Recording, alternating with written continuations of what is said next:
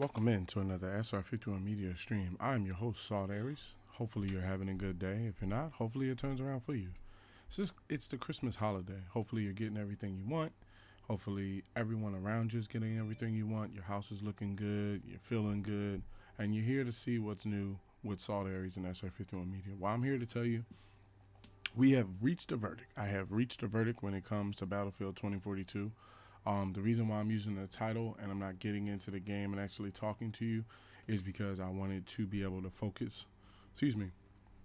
I wanted to be able to focus. The only thing I'll be doing is occasionally grabbing a vape, grabbing some water, and if I have to pause to run and do something, it won't be anything long like a stream break or anything like that.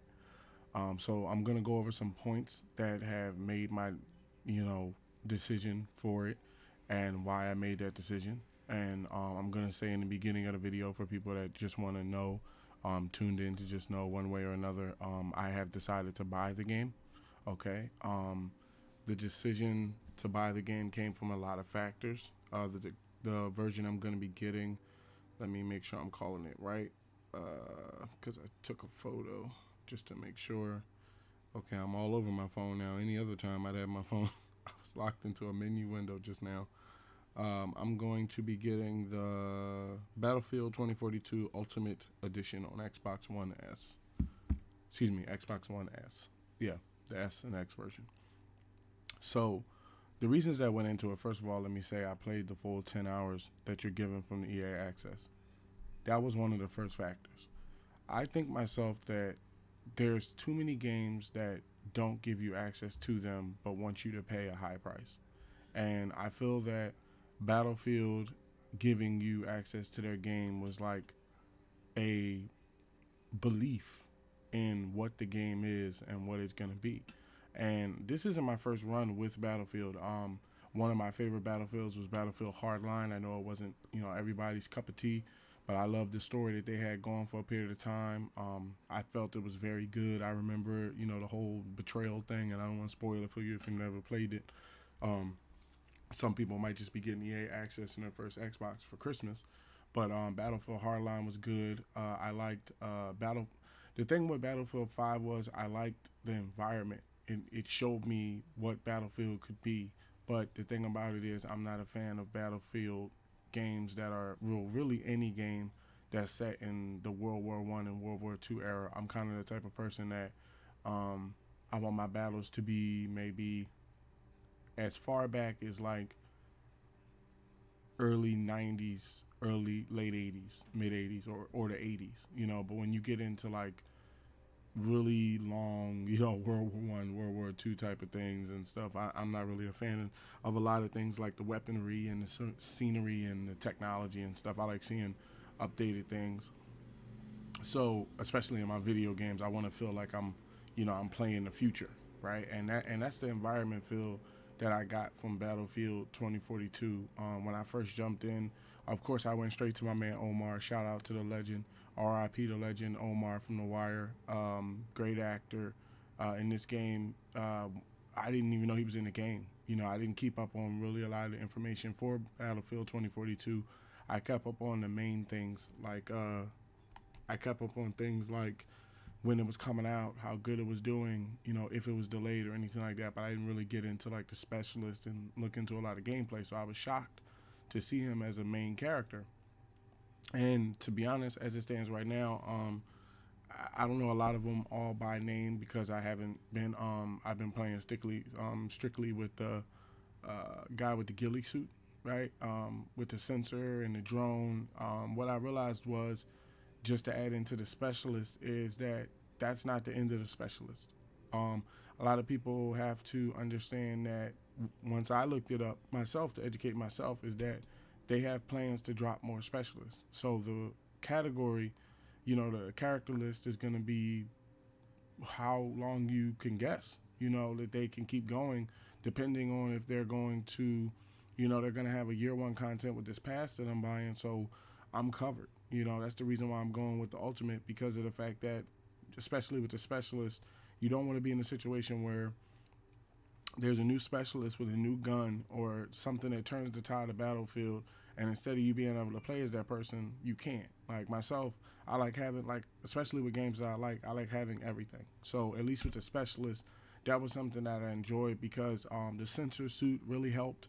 There's times where I was prone or I was kind of um, in an area where I couldn't really cover every angle, and I would just keep an eye on the bottom left hand. I mean the bottom middle screen, and if it turned red, I would like jump up and start hunting my area to see if I can get the jump on the person. But it gave me a heads up.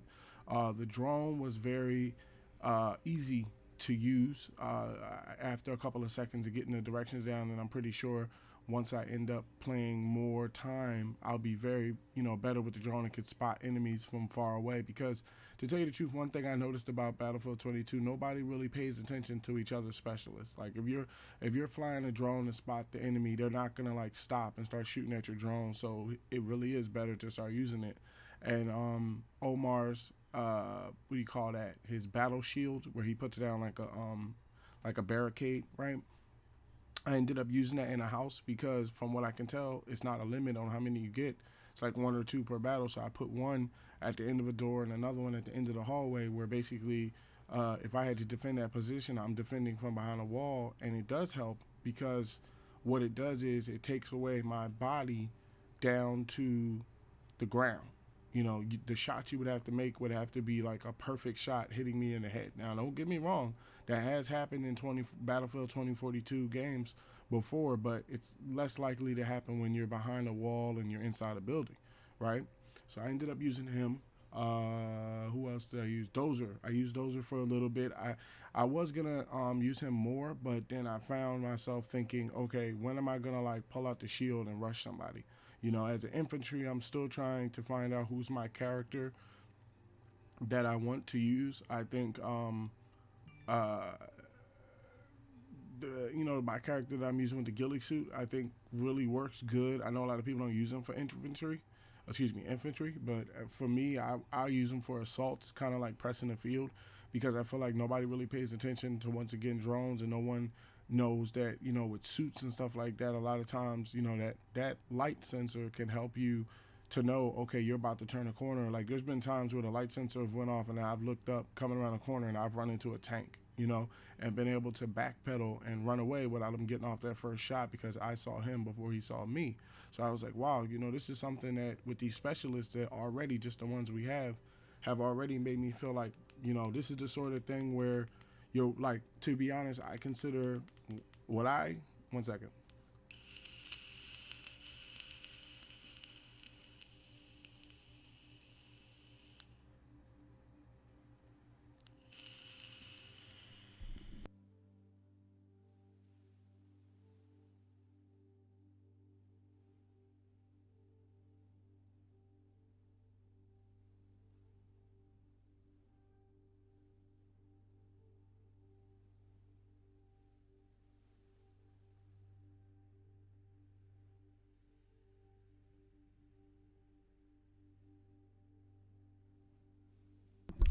I had to throw the vape on the charger there. So what I was saying was, what I consider to be, one thing isn't going to stay that way. And what I consider, to be a good multiplayer is something that brings me back hour after hour. Before I decided to go and think about purchasing Battlefield 2042, I was thinking about replacing my game Titanfall 2. And the reason being is because I don't know how many hours I have into it. I know there's tremendous amount of hours in it. I'm gonna look it up and maybe do a video about how long I went on there. But the thing of it was, the the creators of the game said that essentially, they're not working on a new Titanfall 3, and that, they're focused on Apex Legends and games like that, not to go off the field or nothing, but games like that typically will keep them occupied for years. So I was like, okay, I'm not going to, wait around, even though I'm going to buy Titanfall 3 when it comes out. There's nothing left for me to do. I've maxed out Ion. You see what I'm saying? The character in it that I used. So in Battlefield, I'm thinking to myself, like, okay, I really like this guy with the sensor suit. I want to try the guy with the turret, the one where, because that'd be really good to have a marksman rifle and a turret right beside you, and the drone, right? I've heard, tips where now, if you look at the battlefield, I'm taking the battlefield with a drone that I can command and a turret that I can set up anywhere and just put on work on people. Now I haven't tried him yet. Same thing with Dozer. Same thing with I think her name is Sundance with the wingsuit, right? These characters are there for you to change the battlefield. It'd be different if it's like, okay, this character has this gun or this skin. It's like, no, it changes how you play the battlefield. I've seen people use the wingsuit to fly into enemy lines and take out 4 or 5 people before they actually get caught. I've seen people use the ghillie suit guy a lot as a sniper. So that's what made me with Omar. I don't see him on the field a lot, and the guess I could have there is a lot of people. We're not in barricaded situations. A lot of times barricades are the type of thing that you can't prone behind. Like you can't drop to a knee and drop to the ground behind the barricade. You have to be standing up. So that's where with Omar's character, I can see why I don't see him a lot. But the specialist is one of the first things that made me say, okay, this game is going to be tough. Just with these guys. And then when I heard that there's going to be, guys and gals.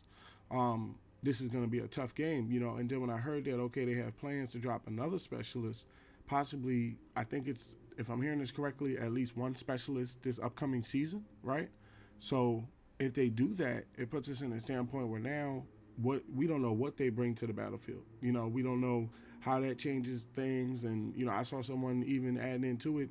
I saw someone with the ability to hack tanks and hack drones and planes and stuff like that. I never even used them, right? So the specialist had me like, okay, that's pretty good. Now the mode that pulled me into it, right, as I grab a little water here.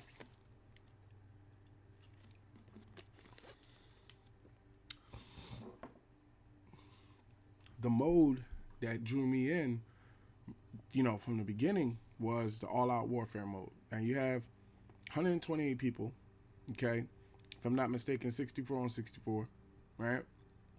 And basically, what ends up happening here is you have multiple battles that are playing out. You see what I'm saying? Instead of it being like, okay, we have 5 people and 5 people, and we have an arena with 3 lanes.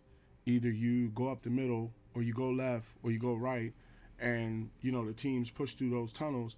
This is the sort of thing where you have, let's say, from what I've seen, maybe A, B, C, D, E, F. I'm just counting what they normally have in letters and I see sometimes. I'd say about maybe 6 sectors, right? 6 different sectors, and each of them are different parts of the battlefield. Some parts could be like we're on the ice map. Some parts can be the oil rigs, where it's like a building on ice, 2 buildings connected on ice.